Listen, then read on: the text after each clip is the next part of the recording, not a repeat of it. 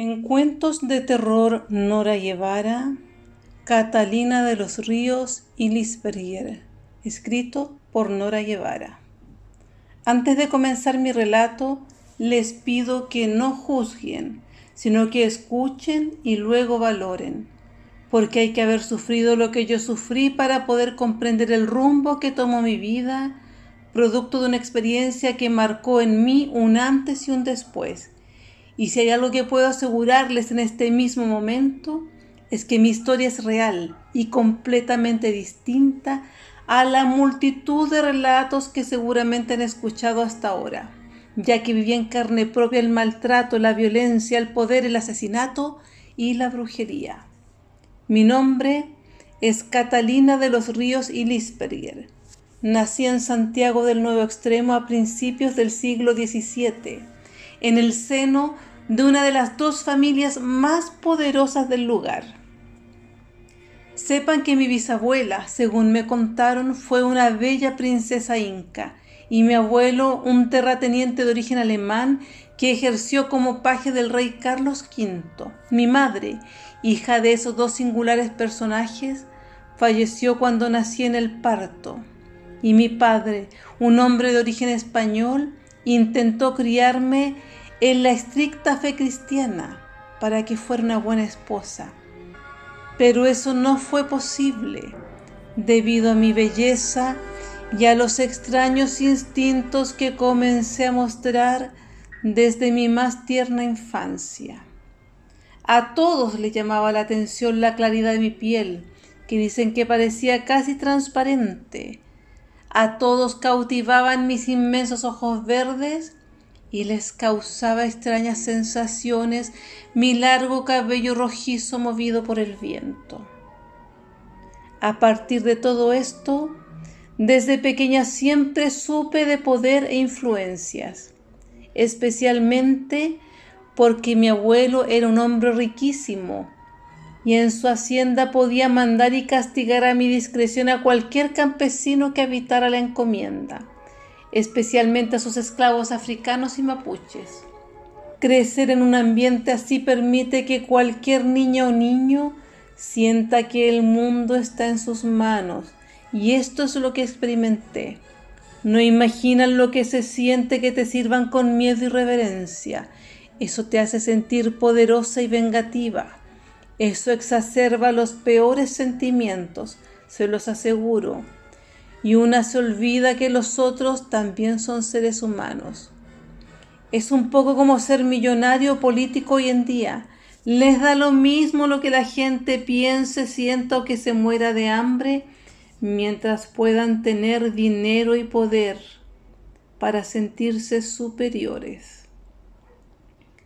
A estas alturas se preguntarán, ¿por qué me molesto en contarles estas cosas? Y es porque a pesar que existe mucha gente como yo en el mundo, o existió mucha gente igual o peor que yo, solo a mí me ha condenado la historia. Es cierto, les aseguro que conocí a hombres mucho peores, y a ellos no se los condenó como a mí. Y no es que quiera empatar posiciones. Lo que quiero hacer es enfatizar que la vida me hizo así, y no merezco ningún castigo ni perdón. Pero como Dios es porfiado, no entiende razones y me tiene aquí en el limbo, esperando retomar el camino del mal. No puedo negar que me aproveché de esto para conseguir lo que fuera, sea por medio de mimos, pataletas o por la fuerza, pues desde muy pequeña aprendí a manipular a los mayores, culpando sin empacho a cualquiera de las cosas malvadas que hiciera, con la seguridad que siempre saldría librada. Eso nunca me remordió la conciencia.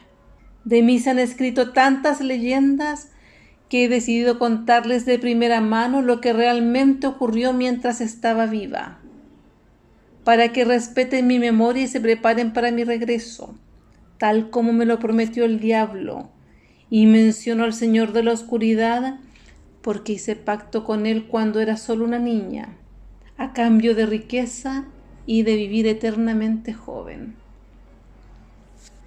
Volviendo al tema de mi infancia, puedo comenzar diciéndoles que me inicié en las artes malditas alrededor de los 10 años, cuando descubrí a mi tía y a las esclavas de mi difunta madre haciendo brujería en el sótano de nuestra casa patronal. Y en este preciso momento les exigí que me enseñaran. Al principio trataron de fingir que no hacían nada. Luego trataron de asustarme para que me callara.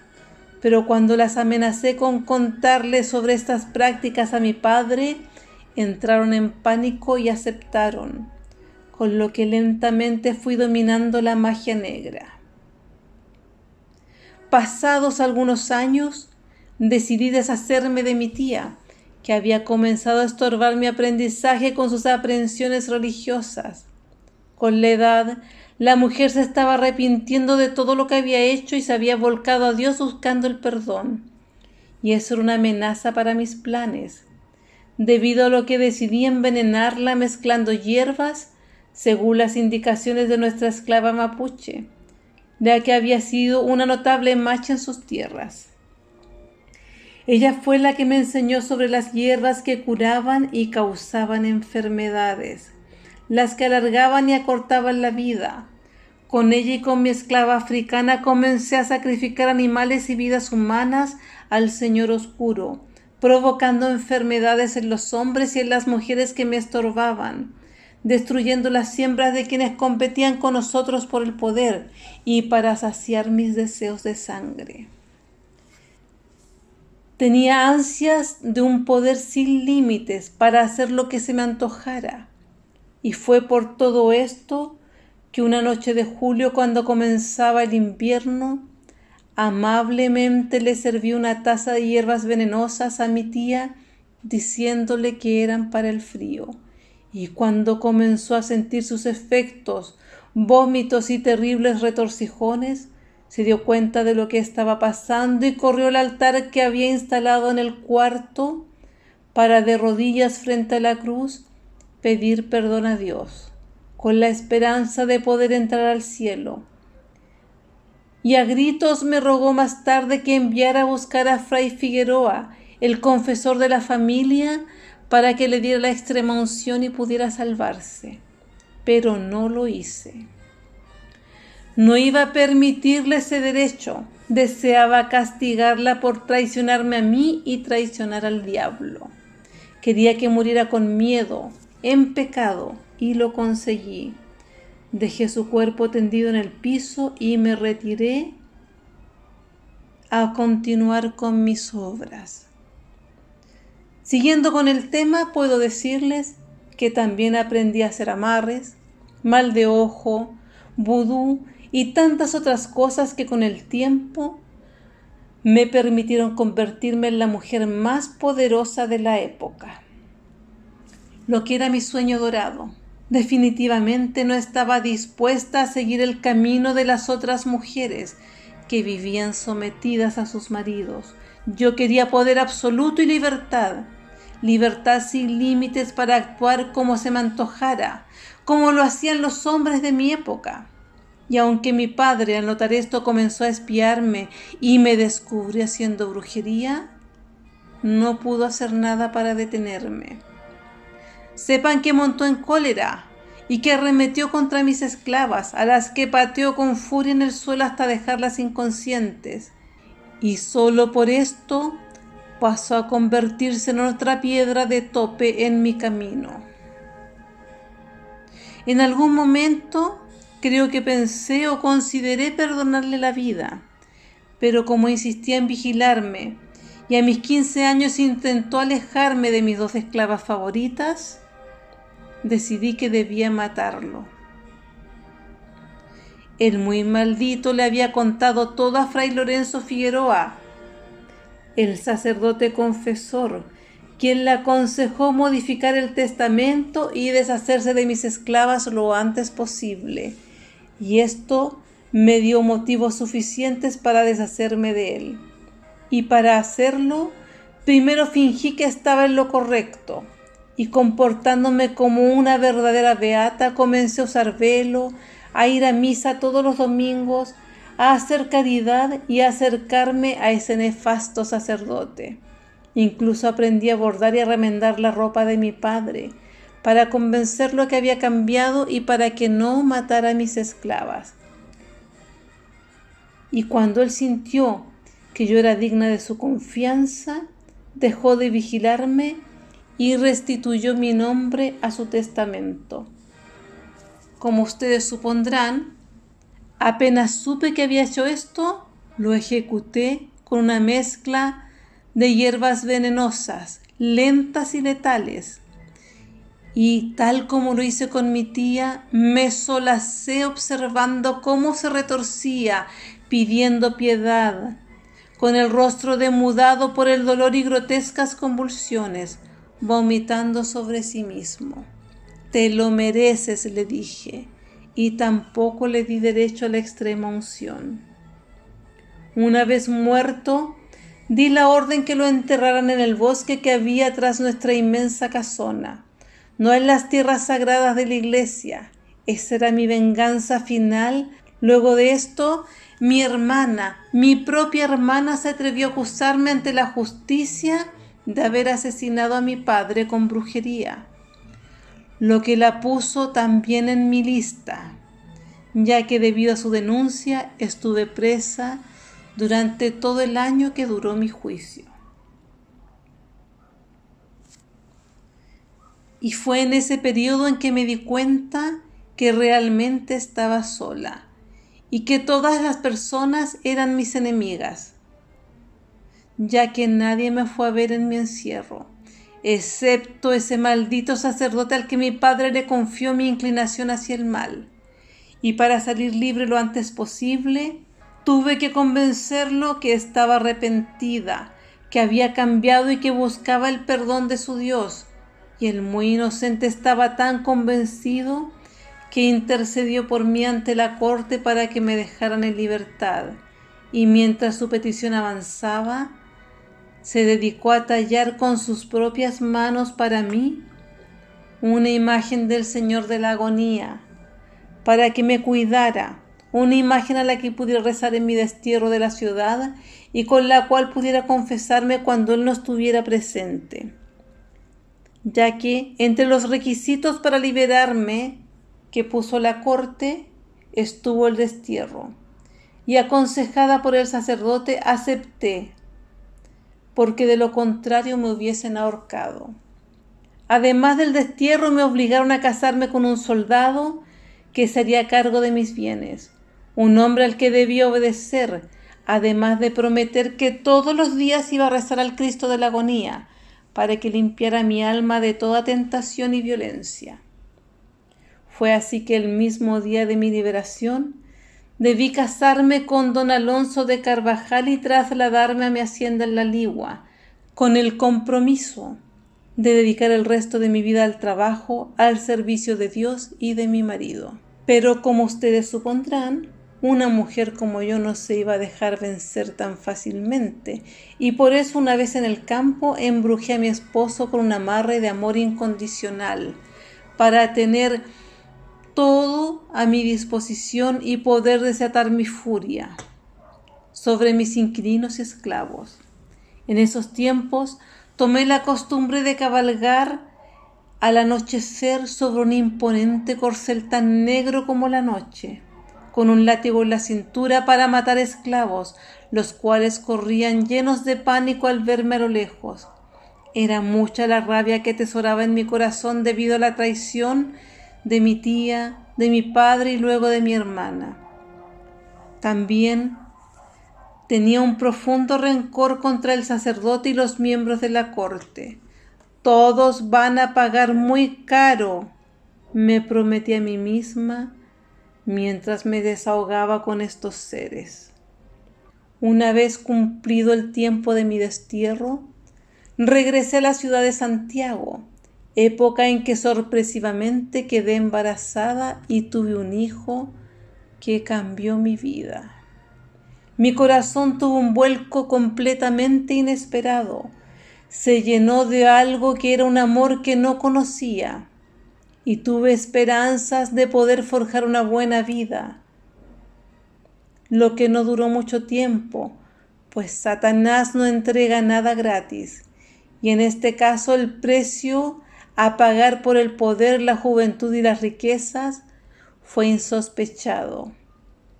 A los pocos días de nacido, mi pequeño hijo enfermó gravemente y me di cuenta que era debido a que Satanás estaba cobrando su deuda. Y llena de miedo, recé a Dios para que me salvara, para que salvara a mi hijo. Estuve varias noches en penitencia, rezando, sin comer ni dormir, pero ese Dios no me escuchó y dejó que el diablo se llevara a mi hijo, a mi inocente niño en la flor de la vida, algo que definitivamente me sacó del camino del bien. Mi vida se tornó más oscura que nunca y comprendí que no podría deshacer mi pacto con el diablo, por lo que me entregué al mal y a la lascivia, dejando toda moral de lado, pues no tenía sentido respetar las leyes de los hombres y de la iglesia, que no tenían ningún poder sobre mí. La misma noche en que mi hijo falleció, mandé a un esclavo a buscar a un cura para matarlo, pero seguramente sospechando mis intenciones, no se presentó, lo que me llenó de más rabia todavía, una rabia insana que desaté contra la imagen que el cura había tallado para mi consuelo y para mi salvación. Tiré al Cristo de la agonía al piso, lo escupí y mandé sacarlo de la casa, rompiendo definitivamente con la iglesia. Por su parte, algunos esclavos temerosos de Dios tomaron la imagen y sin mi permiso se la llevaron al cura, y él la colocó sobre el altar mayor de la iglesia de San Agustín.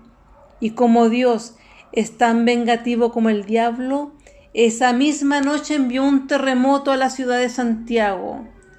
Un terremoto tan fuerte que cientos de casas se derrumbaron, incluyendo la iglesia en donde estaba la estatua del Cristo de la agonía. Y estoy segura que esto lo hizo Dios para demostrarme su poder, como si me importara. Lo más desagradable ocurrió cuando la gente llena de pánico acudió a la iglesia a buscar protección y se encontraron con la iglesia completamente destruida y el Cristo de la agonía intacto. Todos dicen que cuando lo encontraron sus ojos miraban al cielo, indicando que el terremoto había sido un castigo de Dios. Y lo más asombroso, según dicen, fue darse cuenta que su corona de espinas había rodado desde la cabeza al cuello de la imagen. Y en honor a esos estúpidos milagros, fue que la nombraron como el Cristo de Mayo, ya que el terremoto que les cuento ocurrió en el mes de mayo. Y desde ese día, la estatua de madera se convirtió en la protectora de la ciudad y se hizo tan importante que en mayo de cada año los feligreses la sacan en procesión y la gente la venera, asegurando que el día en que la corona regresa a su cabeza será el fin del mundo. No pudiendo soportar la ironía con que Dios me castigaba, me regresé a mi hacienda en la Ligua para hacer de las mías sin tener que escuchar nunca más acerca de ese Cristo milagroso.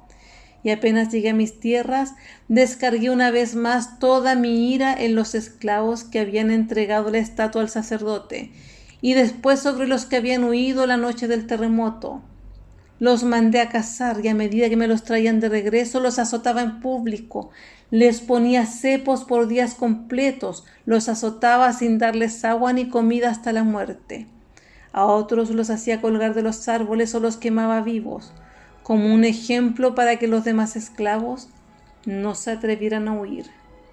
Mi esposo, que todavía estaba vivo, sentía miedo, pero nunca fue capaz de hacer o decir algo, pues lo tenía sometido, y por lo mismo cuando me cansé de él, también lo maté, entregándome con toda libertad a las más variadas y desenfrenadas perversiones.